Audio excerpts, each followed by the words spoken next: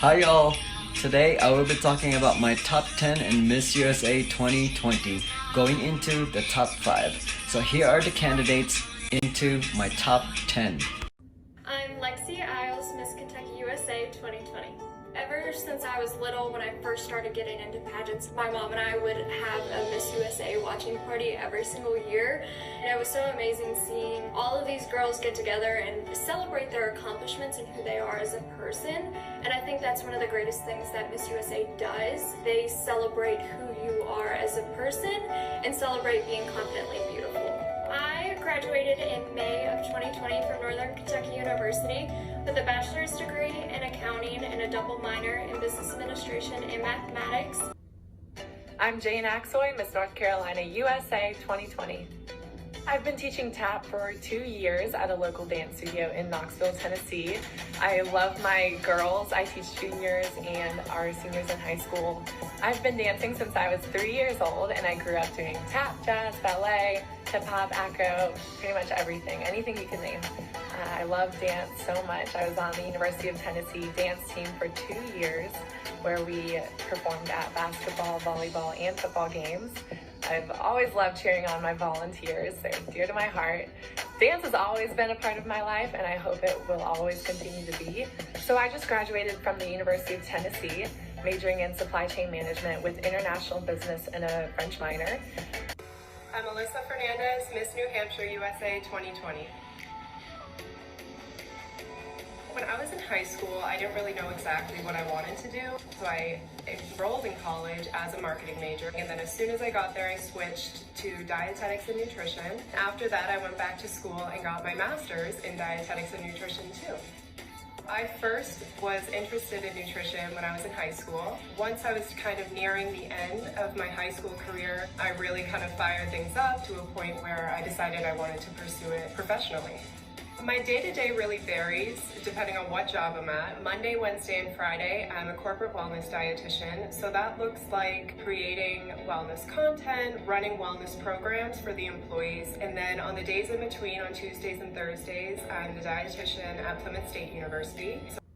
Hello everyone, my name is Renee Nichelle. I am Miss Rhode Island USA 2020. I graduated from Post University in 2017 with my Bachelor's of Science in Human Services. Most recently, I am pursuing my graduate degree in Human Services and Social Work. Hey y'all, I'm Justice Inlow, Miss Tennessee USA 2020. I took a gap year in the middle of college because I felt a little bit lost and unsure of what exactly my purpose in life was. But I saw a documentary about the harmful effects of the fashion industry, specifically on women, and my heart was so moved that I decided I had to get my degree in fashion.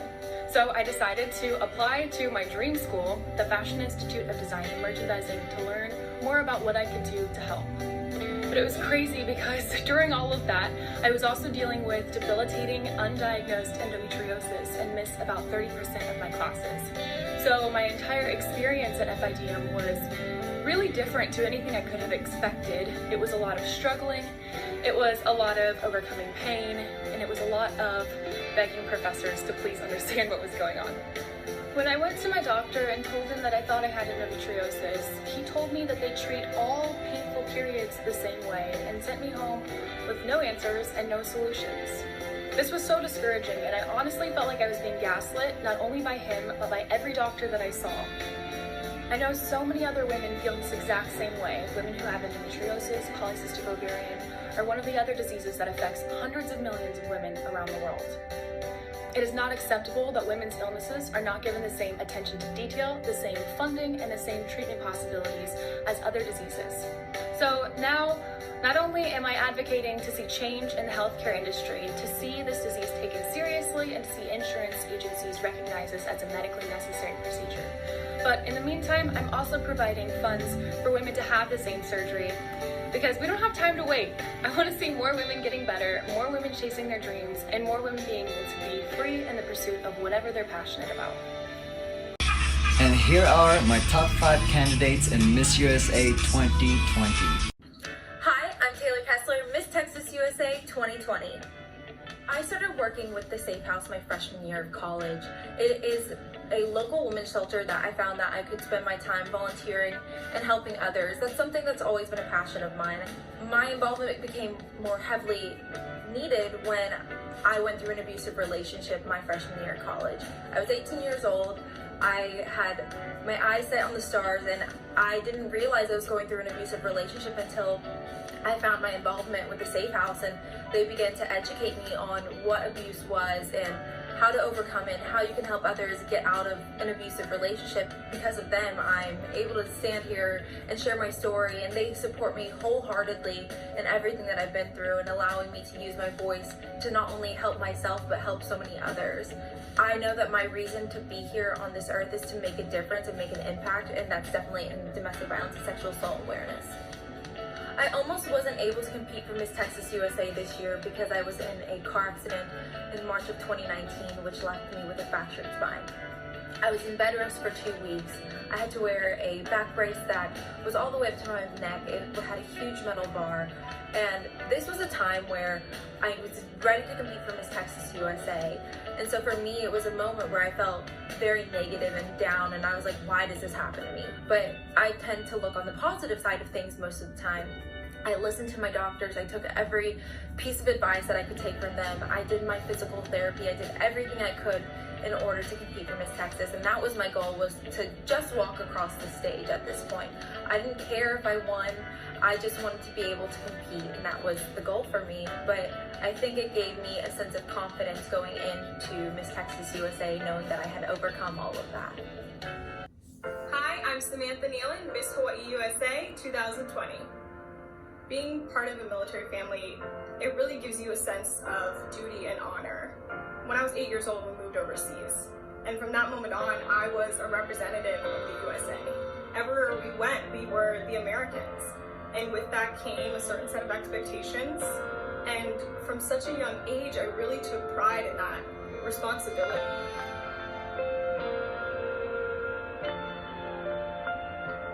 My biggest goal in life is to make a difference.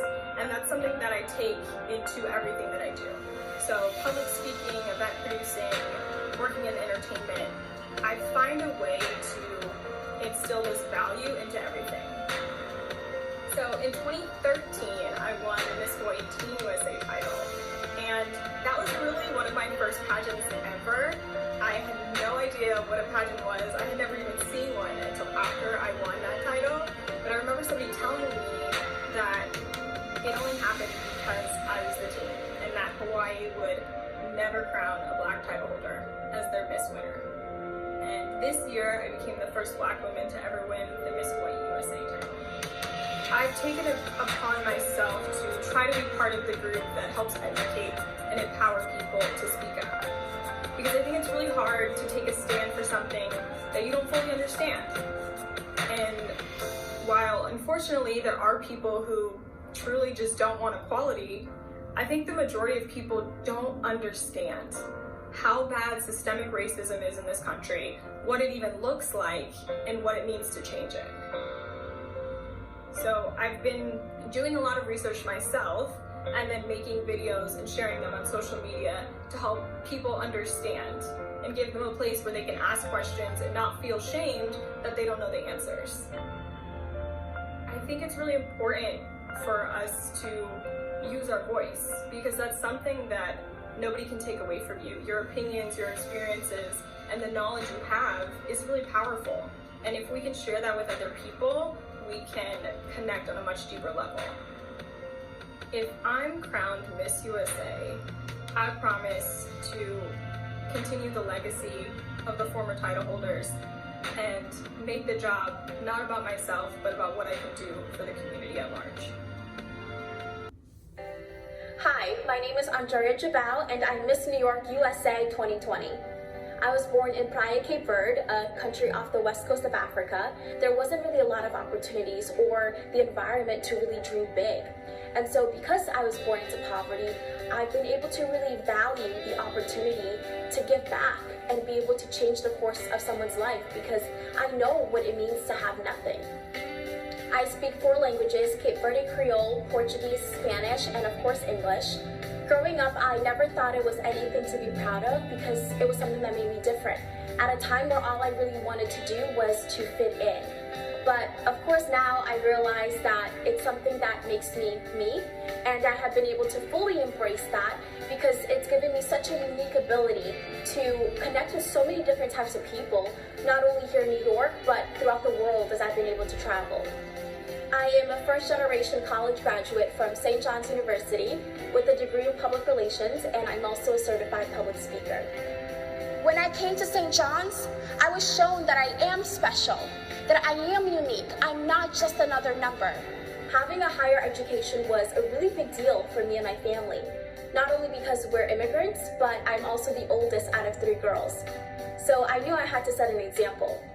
As a speaker, I am able to engage with different types of people on panels, workshops, and different events. I speak on topics that are within my own experience or even my own personal story, whether that's my journey being an immigrant or leadership and development, and sometimes even, my own thoughts and opinions on some of the big issues that are happening in our country. I decided to get into public speaking after years of being silent and being ashamed of speaking out. And now that I have found my voice, it's been really hard to keep me quiet. If I'm crowned Miss USA, it would be so symbolic of the idea that anything in life is possible. The place you were born, the economic class that you were born into, and the parents that you may have does not dictate where you can end up in life. I would serve as an inspiration for anyone that may be going through an obstacle, that success is still possible, and I would be living proof.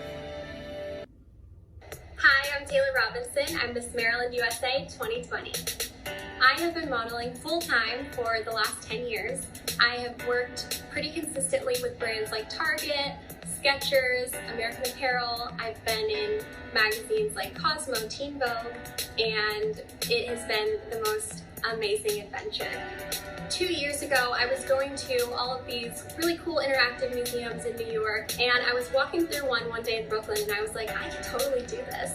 I collaborated with local artists. There were 9 different rooms. It was a 7,000 square foot museum. It was so amazing to see it all come together and see my hard work and see people enjoying it was absolutely the best part.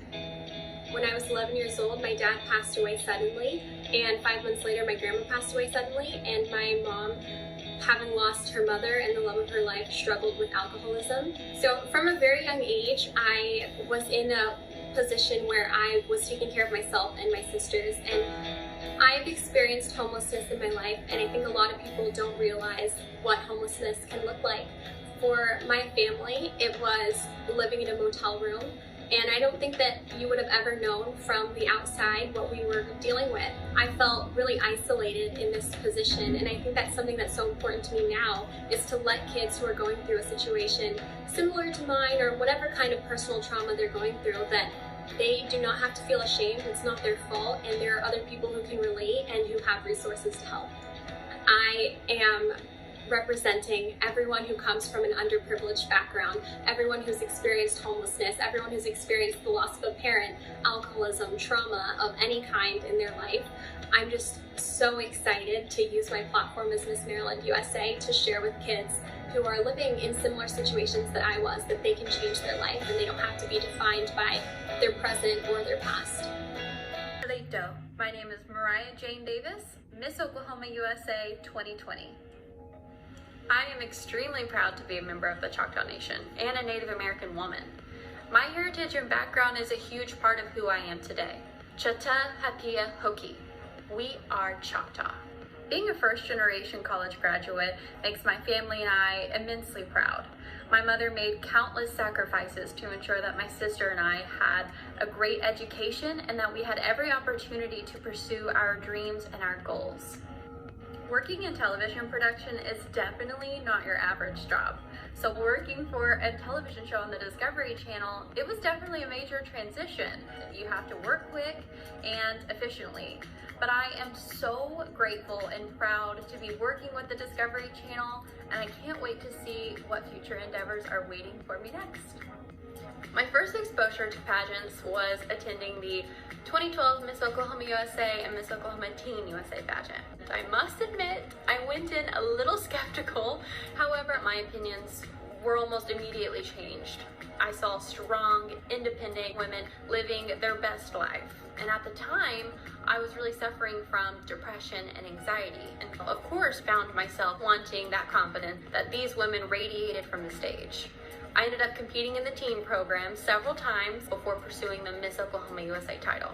It took me 2 years, but today I am proud to wear that crown.